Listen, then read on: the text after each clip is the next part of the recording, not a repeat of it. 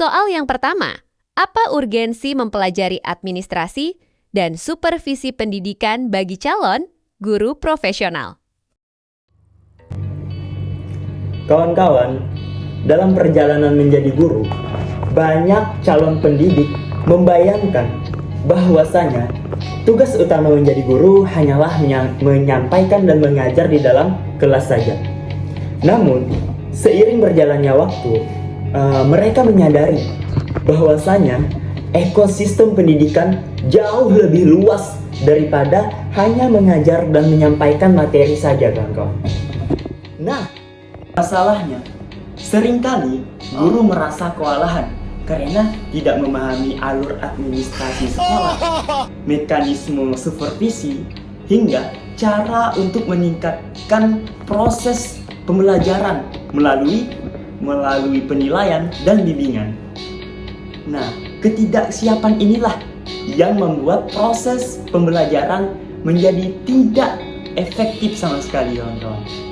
Nah, oleh sebab itu, maka dengan mempelajari administrasi dan supervisi pendidikan adalah untuk membantu calon guru memahami bagaimana sekolah dikelola, bagaimana penilaian kinerja dilakukan, dan bagaimana cara untuk memperbaiki kualitas pembelajaran dengan melalui bimbingan supervisor. Nah, dengan pengetahuan inilah menyiapkan para calon guru. Menyiapkan persiapan guru untuk bekerja secara profesional dan terstruktur. Nah, seperti itu, kawan-kawan. Nah, dengan bekal tersebut, calon guru akan lebih siap dalam menghadapi dunia sekolah serta tenang dalam menjalankan tugasnya, baik itu formal maupun non-formal.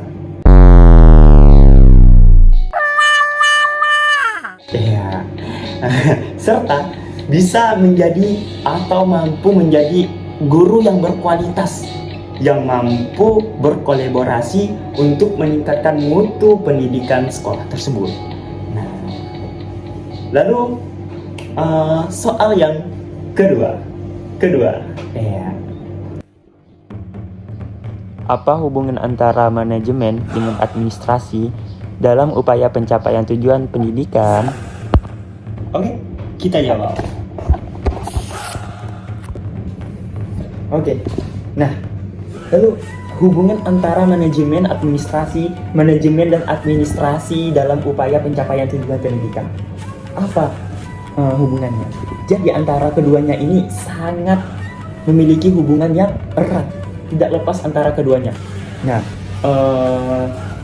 manajemen nih berperan sebagai mengatur, merencanakan, menggerakkan, serta mengevaluasi dari setiap atau semua kegiatan pendidikan. Sementara itu, administrasi menjadi sistem apa? Sistem pencatatan, sistem pengumpulan data, dokumentasi, dan pelaporan yang menjadi dasar bagi setiap keputusan manajerial. Seperti itu. Lalu bagaimana kalau misalnya antara keduanya ini kurang sinkron? Nah, semisal manajemen tanpa administrasi yang rapi, manajemen tidak memiliki data, atau memiliki data namun sangat-sangat minim, seperti itu. Kemudian informasi yang tidak valid untuk mengambil keputusan, seperti itu. Lalu sebaliknya, kalau misalnya administrasi tanpa manajemen yang baik, maka administrasi hanya akan menjadi berkas atau tumpukan berkas tanpa arah dan pemanfaatan yang jelas. Oleh karena itu, keduanya harus bergerak bersamaan. Walaupun memiliki fungsi yang berbeda, akan tetapi saling melengkapi untuk mencapai tujuan pendidikan yang baik dan efektif. Nah, perumpamaannya seperti apa? Perumpamaannya seperti ini. Loh, kok nggak pindah? Nah, apabila administrasi dan manajemen tidak berjalan bersamaan, kita bisa umpamakan semisal sebuah sekolah itu adalah perjalanan yang panjang sekali menggunakan bus. Manajemen nih kita ibaratkan seorang supir yang mana menentukan arah, mengatur kecepatan, dan strategi perjalanan. Sedangkan administrasi kita ibaratkan peta, map, rambu, catatan kondisi kendaraan, atau informasi bahan bakar. Nah, apabila seorang supir berjalan tanpa map, tanpa peta, tanpa tahu kondisi kendaraan bagaimana, maka perjalanan tersebut bisa tersesat.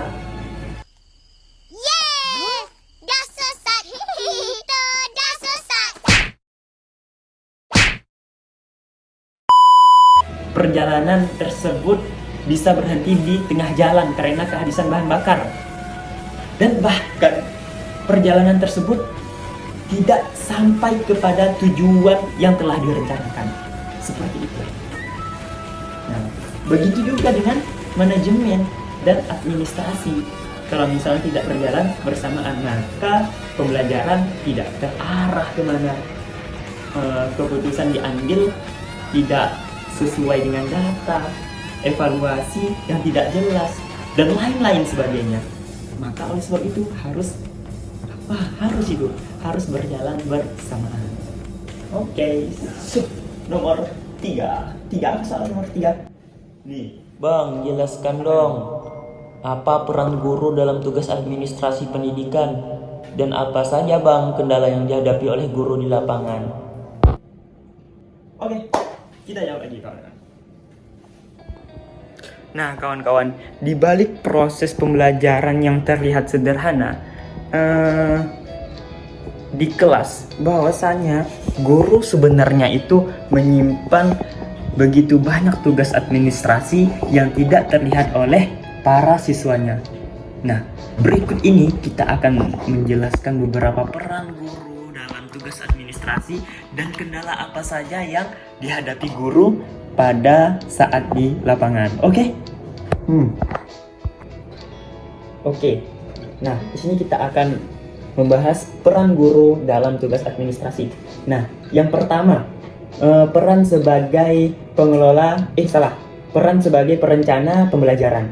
Nah, guru nih tugasnya dalam peran perencana pembelajaran yaitu berperan sebagai menyiapkan seluruh dokumen pembelajaran. Seperti apa? Seperti modul, RPP, dan perangkat evaluasi. Nah, itu yang pertama. Yang kedua yaitu peran sebagai pengelola data siswa. Nah, jadi tugasnya di sini guru mencatat kehadiran siswa, perkembangan belajar, dan nilai serta perilaku siswa yang diajarnya. Nah, lalu yang ketiga peran guru yaitu sebagai pengelola kelas. Nah, di mana di peran pengelola kelas ini guru bertugas yaitu mengatur jadwal kelas, membuat aturan, mengelola inventaris, dan memastikan kondisi kelas siap pakai, siap untuk belajar, dan tertib seperti itu. Nah, lalu peran guru yang keempat, yaitu sebagai penghubung antara orang tua dan sekolah. Nah, di sini tugas guru yaitu menyampaikan laporan perkembangan siswa kepada siapa? Kepada orang tuanya. Nah, di sini juga guru menghadiri rapat dan menjalin komunikasi yang baik antara sekolah dan keluarga. Keluarga mana? Keluarga dari murid-muridnya. Seperti itu. Di sinilah tugasnya, perannya sebagai menjabatan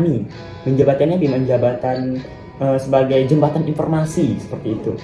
Nah, jadi singkatnya itu peran guru dalam administrasi ini adalah mengatur, mencatat, mendokumentasikan, dan melaporkan semua hal yang berkaitan dengan pembelajaran, kesiswaan, dan seluruh kegiatan pendidikan di sekolah. Seperti itu. Namun, nah ini ada namunnya kawan-kawan. Kalau ada namunnya pasti yaitu permasalahan atau kendala. Namun, tidak sedikit dan tidak banyak tugas dari beberapa tugas tadi yang banyak tuh itu dianggap sebagai beban guru. Karena apa? Karena dengan banyaknya beban tersebut guru guru itu punya masalah, punya kendala di situ. Apa? Yang pertama, biasanya kendala yang dihadapinya yaitu beban administrasi yang berlebihan. Kenapa seperti itu? Karena terlalu banyak dokumen yang harus diisi, sehingga waktu untuk mengajar dan mempersiapkan materi jadi berkurang. Tidak bisa membagi antara fokus mengajar, menilai, membuat laporan dan lain-lain sebagainya. Nah, yang kedua yaitu kendalanya waktu yang terbatas. Dikarenakan jadwal guru ini padat, membuat guru kesulitan menyelesaikan administrasi dengan tepat waktu.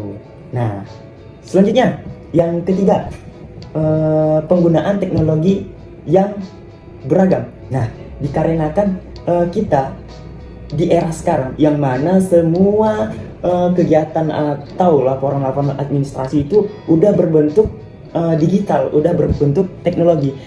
Sedangkan tidak semua guru terbiasa dengan aplikasi administrasi digital, sehingga proses input data bisa memakan waktu lama.